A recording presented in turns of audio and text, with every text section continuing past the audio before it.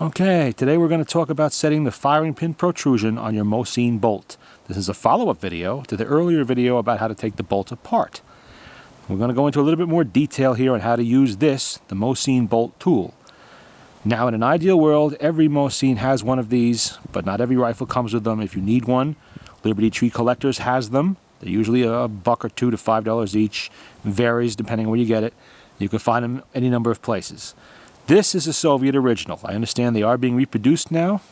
Why, I don't know, but they are. But as you can see, it's got the Jesk mark on it. It's got the 75 and the 95 stamped numbers. Not every bolt tool will have these numbers stamped on it.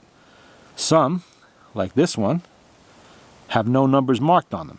That happens sometimes. Stuff made during the war. They were a little bit rushed. They didn't always put them on. That's fine. What you have to remember is, if you have a bolt tool with no numbers marked on it, the deep hole, the deep notch right here, you can see one is slightly deeper than the other. The deep one is always going to be the 95. The shallower one is always going to be the 75. And it's always these two in the middle of the 4 notches you see on the bolt tool.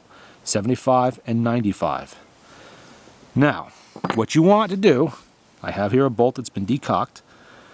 You want to have it so, when you set the bolt tool on top of the bolt like this, right over the firing pin, you can see that the firing pin is touching the bottom of the 75 notch. You can see here, you can wobble a little bit, it'll rock back and forth on there. That's what you want. Now the 95 notch, the firing pin should not touch the bottom of the 95 notch. If it does, it's sticking out too far and you could puncture a primer. That's what this tool is for. It's to measure this. You can see there's plenty of room there. You can see there's daylight between the bolt, the firing pin and the bolt tool. That is not the case with the 75. So once again, 75 touching, 95 not touching.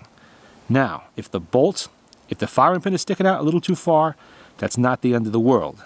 All you do, you remove the bolt head, set it aside like I showed you in the first video to do.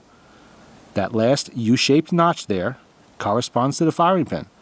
Fits right over it. Neat over it like that. And you could turn that pin to make it a little bit taller or a little bit shorter.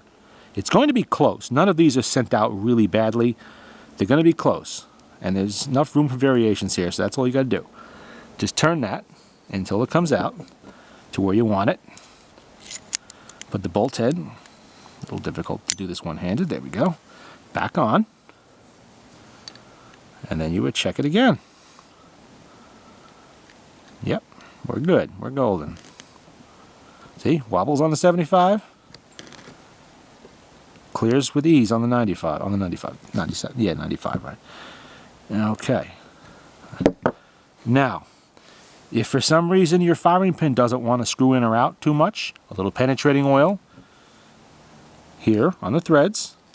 Get it a little more. You don't need to screw it here. Never do that. Always use the notch and turn the firing pin like that. You don't want to strip this screw out and bugger it up and make it look like shit. Don't do that. And if the firing pin's a little bit higher than you see mine, that's okay.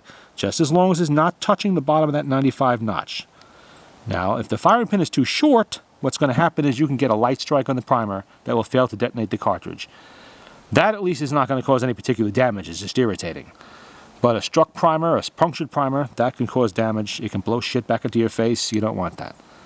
That's how you use the firing pin protrusion gauge on the Mosin bolt tool. And once again, not every tool will have the markings.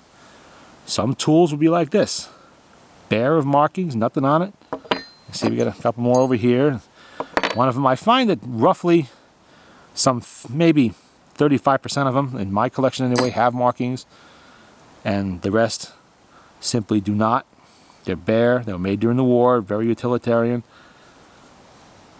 This part back here, by the way, as I showed in another video, this is to assist you in taking your bayonet on and off. And of course, the screwdriver tip is for taking down the action screws. You can take your rifle apart. The tool does it all if you use it properly.